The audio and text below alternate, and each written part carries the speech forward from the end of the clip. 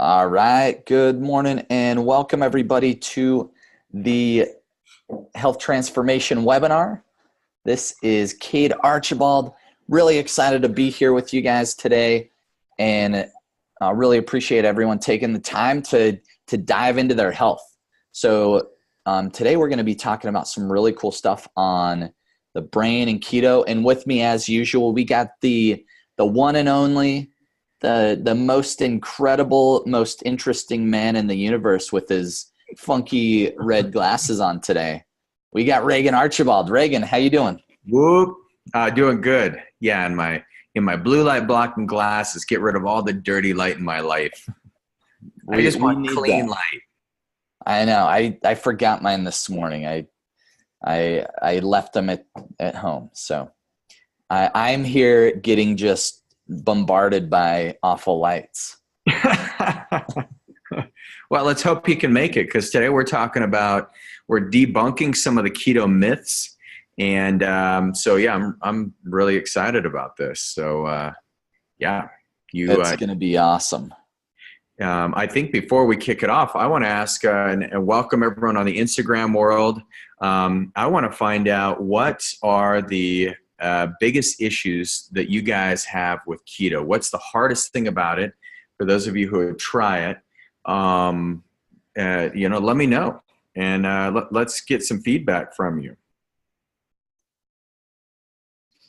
Cool. Yeah, feel free to plug it in. I know I'm going to go through Jody's email too, and we'll talk about the exact myths that are out there when it comes to keto. So, Cade, what's the hardest thing about keto for you? So I think it's ultimately finding the right combination and having a good plan on like what you're going to eat. That seems to be the most challenging for most, and that's feedback is like, when to eat, what's the best type of food. There's some general stuff coming up here on the webinar world. So yeah, I think those are my biggest challenges, as well as some others. Okay, so we'll talk about those. One of the things that we're seeing, the ketogenic diet is actually getting a lot of momentum, a lot of traction. And one of the things we're noticing is that there's all these like processed foods that they're calling now ketogenic. And so we don't want you eating like Kentucky Fried Chicken because you're like, oh, it's ketogenic. It's loaded with fat and it's deep fried. So we're going to talk about that. So some of the myths that we're going to debunk is keto is a weight loss diet only. This is not, Atkins, Dr. Atkins was kind of onto something with the Atkins diet. Some of the things he forgot were just like add vegetables. That's really important, but that diet was largely ketogenic. I mean, yes, there's mega amounts of protein, which can get you out of ketosis. But if you look at keto as a ketogenic diet, as a weight loss only, we don't want you to look at it that way. That's not what we're advocating here at all, because what we like is what Dr. Anna Kabeka coined the term, which is a keto green diet. I've never heard anyone talk about it, but keto green. So that means lots of good healthy fats, but lots of greens. And so we'll be talking about that today. Yeah, and I think that's like the most important thing here, because there's so many people that advocate for keto or doing keto, and it's like it's almost like the Atkins thing, where it's moderate proteins, really high fats, and that's like all you focus on. But vegetables are so important, those leafy greens and getting good greens. Otherwise, you just don't feel right. You don't feel good. No, you can do the keto the wrong way, or you can do it the right way. Here's the other one. Some people, we're getting some feedback coming in. People have said, oh, these health benefits claims that you put out there, the science that you guys are releasing, you're claiming that ketogenic diet can reverse all these chronic diseases, but there's no science yet. And so, the funny thing about the ketogenic diet, if you just plug in studies on ketogenic diet or studies being in ketosis, you'll find that it goes all the way back to the 60s where they're using a ketogenic diet for seizures. I mean, this is not new science. It's actually something we've been like studying voraciously for decades. But the problem is we had that whole low fat, no fat diet that went on since Eisenhower was in the presidency, like in the 50s and 60s. And this low fat is like it's still indoctrinated. It's so deep in our psyche. It's kind of like the medical cannabis. How it took so long for people to get rid of that, you know, when President Nixon was in, he just made it taboo, just like saturated fats have been taboo. Eating fats in general have been this taboo thing in our culture. It takes a while to get it out of our psyche. And so even if you see the science, you're like, oh, it's not real science. But there's actually the articles, I don't know, Cade, maybe if you could do a favor for me and just plug in like volumes of research over the last 5 years on a ketogenic diet. So peer-reviewed research is what we're looking at, published peer-reviewed articles on the ketogenic diet. So I just want to like debunk that myth real quick. The other thing that came through is, you know, you will lose muscle mass on a keto diet. And so if I don't have my protein, and you know the bodybuilders, they're like, I need, for every kilogram of body weight, I need 1 gram of protein. And then if you're like really trying to bulk up, they'll go up to 2 grams of protein per kilogram of body weight. And so that's like mega doses of protein. If you're not active, you know, we say 1, if you're active, 1 gram of protein per kilogram of body weight. But the problem is with proteins, you're going to find that your body will actually break these down and they become sugars. And so that's a really, you know, it's a scary thing. You can pop yourself out of ketosis, but when you're eating good, healthy fats, you're going to get this nice ripped 6-pack. You're going to have a lot of lean muscle mass. Fat does not make you fat. It's the carbohydrates, the proteins, or the trans fatty acids. Those are going to make you fat. But you know, this is one thing is if you try the ketogenic diet, you're going to put on some serious muscle mass. That's what I love about the bulletproof diet, because I stay in ketosis when I do the bulletproof diet. It's very heavy on the vegetables. You eat your carbohydrates at night. And we have the level device that can just monitor my stages of ketosis. And I do really well as long as I stay on that time-restricted, intermittent fasting type of diet. You're going to put on some significant muscle mass. One of the studies that I love came out of the MIT, and what they found is that with mice, putting them on a more of a ketogenic style diet where they were using fat as an energy source actually increased the stem cell proliferation rates in their small intestine. So they found that our small intestine were losing cells every day in there, but they found that there were more populations of healthy stem cells, and their small intestine actually became much healthier in their overall digestion when they're in ketosis. So there's a study there. Cade, what'd you find? Anything interesting? Yeah, there's not much on the internet. There's only 2,572 published white papers on PubMed. So this is on NIH. Great. So there's just a few.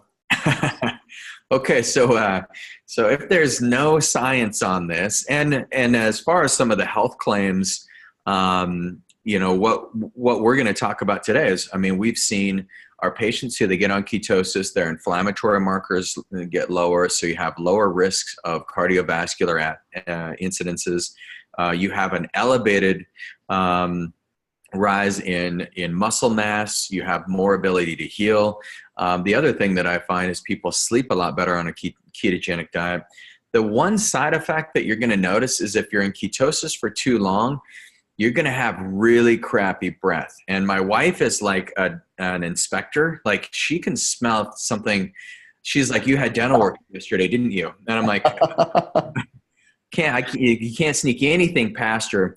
And so she will know if I've been in ketosis too long or if I'm fasting. She'll be like, you're fasting. So just have some respect for the people who are closest to you, and put in some spry gum or a nice stevia mint, no artificial mints, and that may help.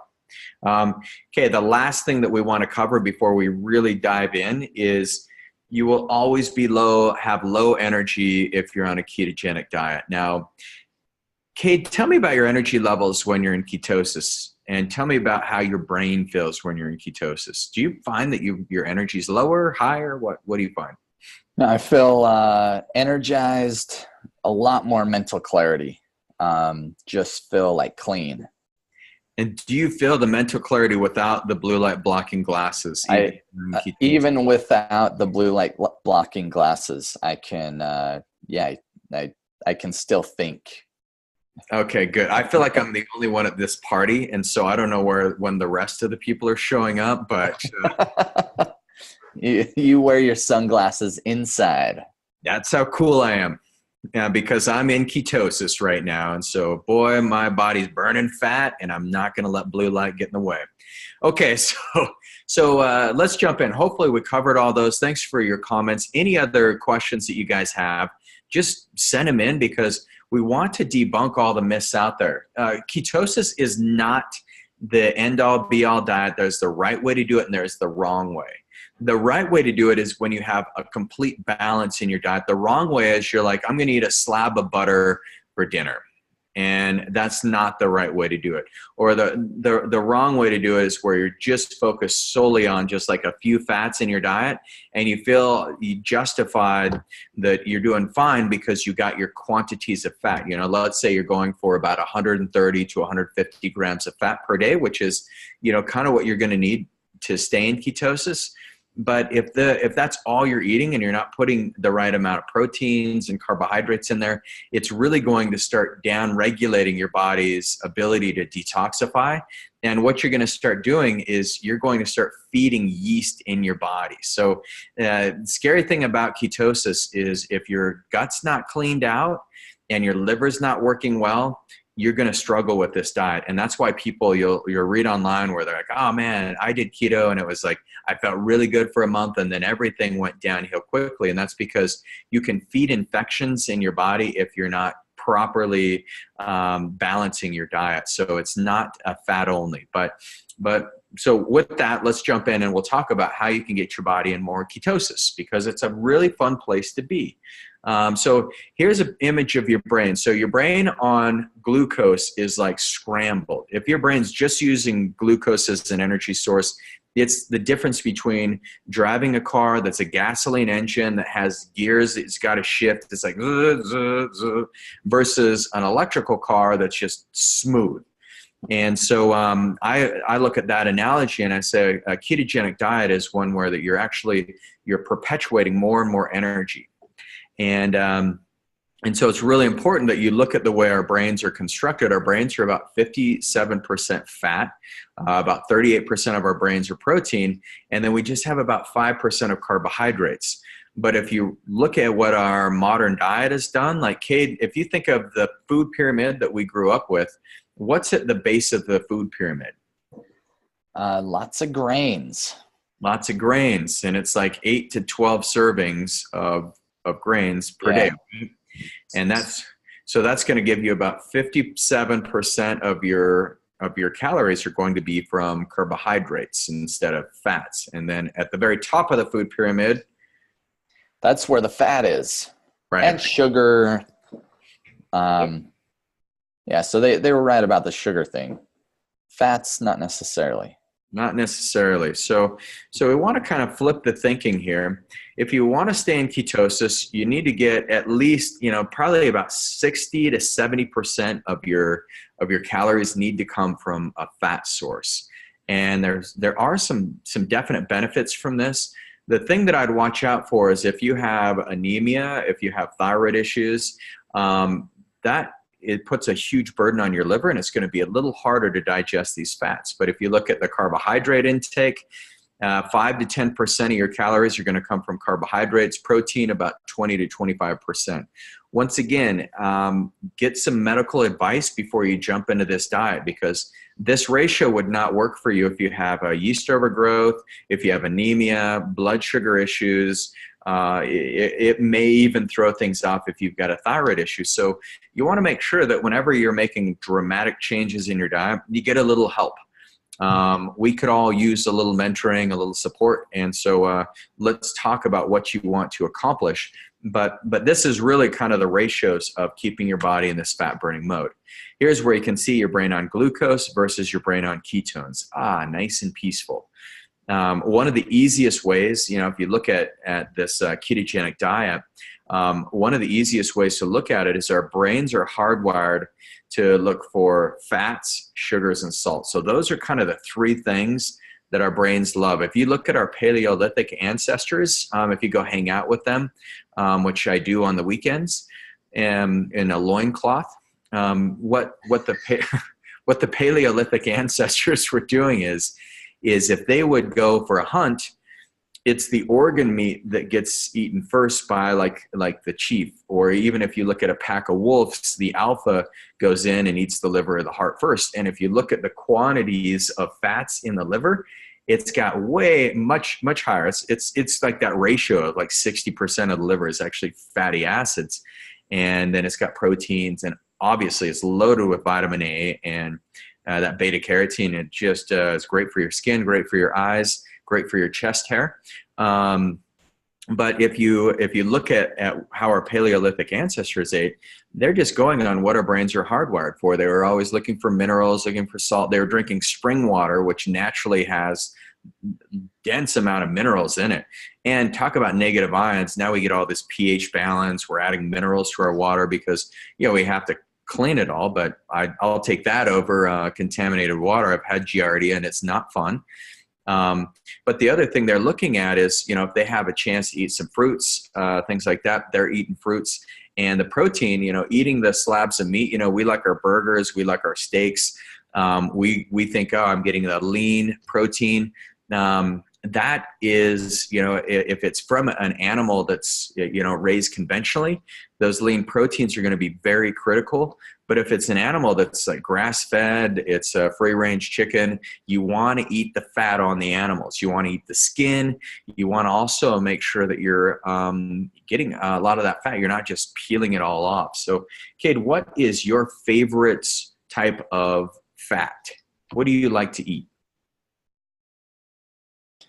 Oh man, that's my favorite type of fat. Like I love butter.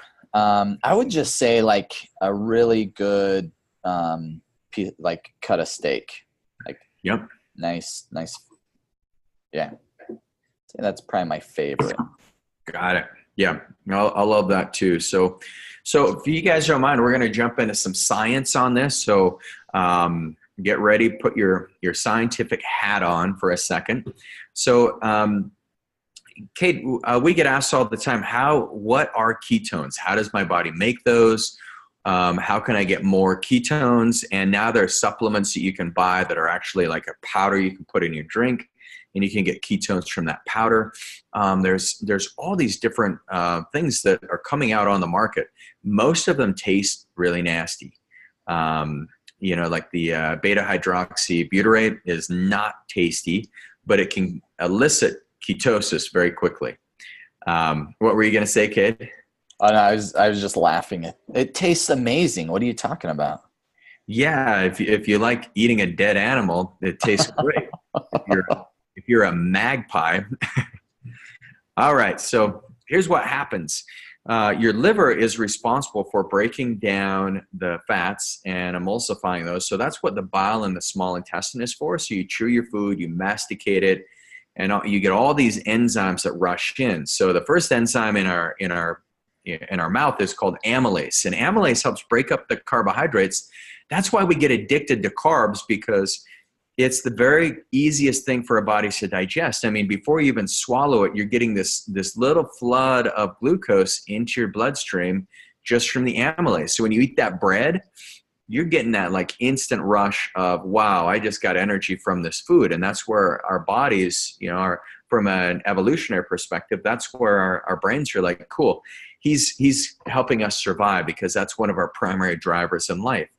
But then if you eat fats, what happens is you chew it up, it hits your stomach, and not much of the fats are digesting until it goes from your stomach to the small intestine, and that's where the bile from your gallbladder gets secreted.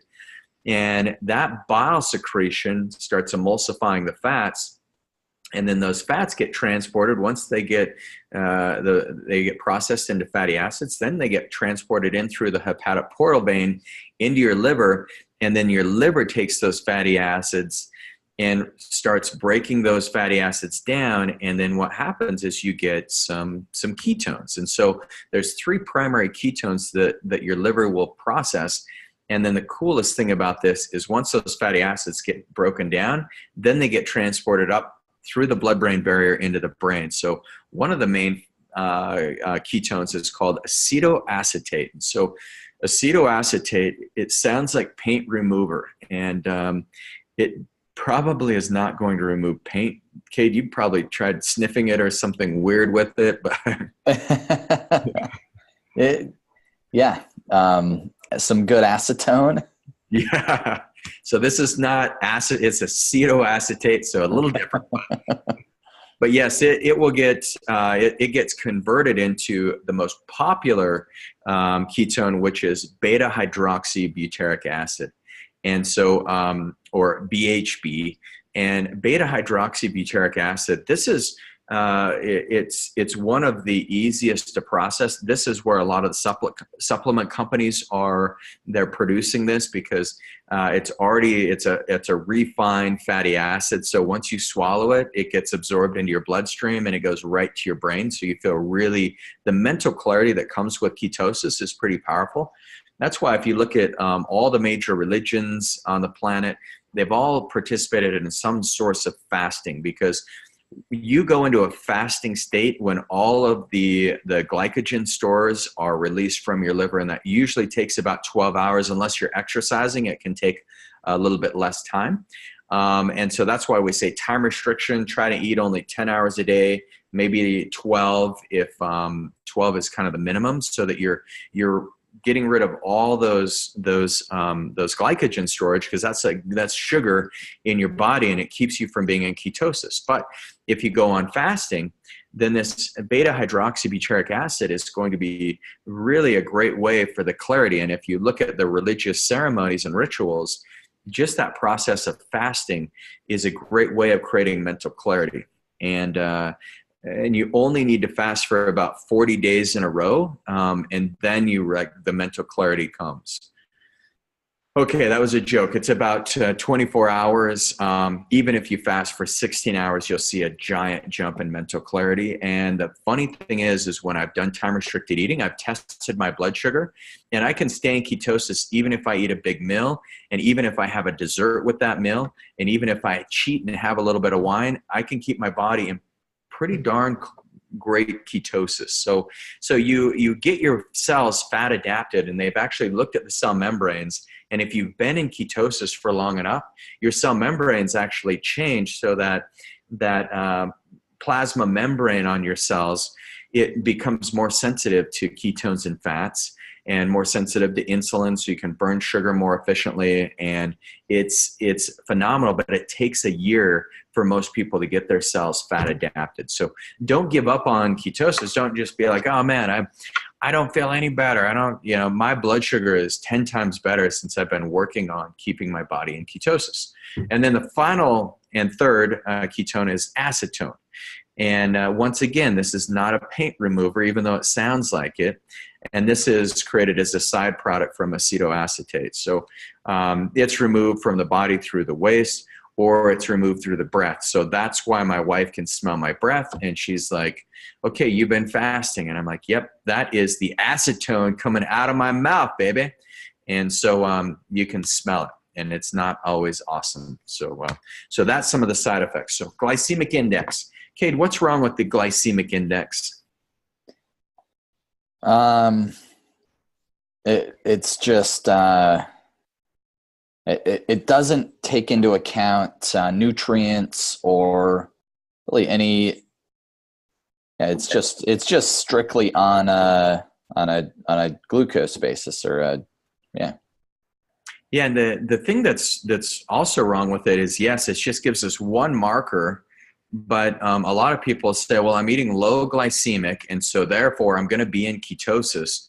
But the problem with the glycemic index is it's not even accurate, because I could eat a bowl of spaghetti, and because it's on the list, and Cade eats a bowl of spaghetti, and it does nothing to Cade's blood sugar, but my blood sugar spikes because of the bacteria in our gut. So the Weizmann Institute's actually done studies on this, and they debunk this whole myth that that there's any types of relevancy to the glycemic index. So we don't want you to base your ketogenic diet on this outdated glycemic index. Because the glycemic index, you could have a completely different blood sugar response than Cade could. Because one of the beauties of a ketogenic diet is you keep your blood sugar nice and stable, because if there's not sugar entering into your blood all the time, it prohibits that spike. Because one of the hardest things, one of the worst things you can do to your body, and one of the quickest ways you can build up diabetes, heart disease, cancer, is to have dysregulated blood sugar, where your blood sugar is all over the place, where, in the morning you wake up and your cortisol is secreted, so your blood sugar is high, and then you go and you work out and you metabolize a lot of that cortisol, and then it drops, and then you eat this big sugary breakfast. You go for the pancakes, which I love, like the big stack of pancakes. You put the syrup on it, the blueberries, and you just pound that thing, and then your blood sugar spikes, and then the insulin gets secreted and it drops too low, and then you get hungry around 10 and you go snack again, and then your blood sugar pops up, and then it drops down after lunch, and then you got that 3 o'clock slump, and so you're going for coffee, and you're just searching, you're ravenous through the cupboards in your office, and you find the moldy Kind bar that's got like the nuts and stuff that are like, you can't hardly chew, and then you eat that, and then your blood sugar spikes again. Now you got mold toxicity, and your brain just gets completely inflamed. And so anyway, that's sort of like the crash course of people's lives day by day. I probably forgot to mention, like, there's sodas that you throw in there throughout the day, but it's really important to keep your blood sugar. If it's diet soda, it's not going to cause any issues though, right? Diet soda is completely safe according to Cade Archibald. So, don't quote anyone on that. Okay, no, that's not true. That's a lie. The diet soda, do yourself a favor and just get rid of that, and go get, like, I had this Puera roots, Puera root tea with apple cider vinegar and sparkling water. Amazing. Like, there's so many cool things you can do to get outside of the soda world, because the diet soda actually does more harm to your blood sugar and to your body than drinking like a real Coke would do. Because those artificial sweeteners, those artificial flavors, first of all, they're going to inflame your brain, so you're not going to think properly. But the second thing they do is they cause this buildup of bacteroides, and this firmicute gets suppressed, and so you just start putting on weight. So you change the bacterial species. So we get people off Diet Coke. On average, we see 7 pounds of weight loss in the first 2 weeks, just by getting off Diet Coke. I say, you don't have to do anything else for us to get your six-pack sticking out again. All you got to do is get off the Diet Coke. And there's tears, literally tears. We put them in a confined space in a padded room. Duct tape. We give them a big hug. This is called Tough Love. It's called the Diet Coke Tough Love Challenge. And then we leave them at the clinic over the weekend, and then we come back on Monday and we'll let you out. That's For those of you that just tuned in, this is not reality. This is Regan's fantasy world or something. I think I'm going to start doing this to patients, because I'm tired of the Diet Coke. I'm actually going to put the CEO of Diet Coke in one of my Tough Love chambers, the East-West Tough Love, and see if he can do my Diet Coke challenge, a whole weekend, no Diet Coke. We'll let him have his phone. Like, you don't need much more than a phone. You can live anywhere. All right, guys. So beautiful. That's it. So remember, ketogenic diet.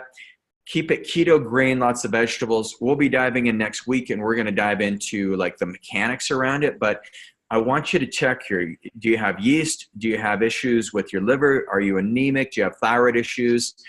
These are some of the major components that we need to get out of the way before we dive into a ketogenic diet. The fifth thing is, do you have a gallbladder? If you don't have a gallbladder, you have to take some bile. You have to take some emulsifying agents, or you won't digest the fat. So hope this was interesting. Can't wait to hear how it's going for you next week. We'll be on same channel, same time. Awesome. We'll see you guys next week. Same time, same place. if you're looking at your health saying, hey, I want to try this ketogenic diet, or maybe you're doing keto but just haven't had a lot of success, reach out to us, because we can actually, our office, give our office a call, and they can dig in and actually see if you have some of those underlying problems with liver, thyroid, and we can help address those underlying things so you can actually get success with your keto diet. Love you guys. Have an amazing day. We'll see you next week. Bye-bye.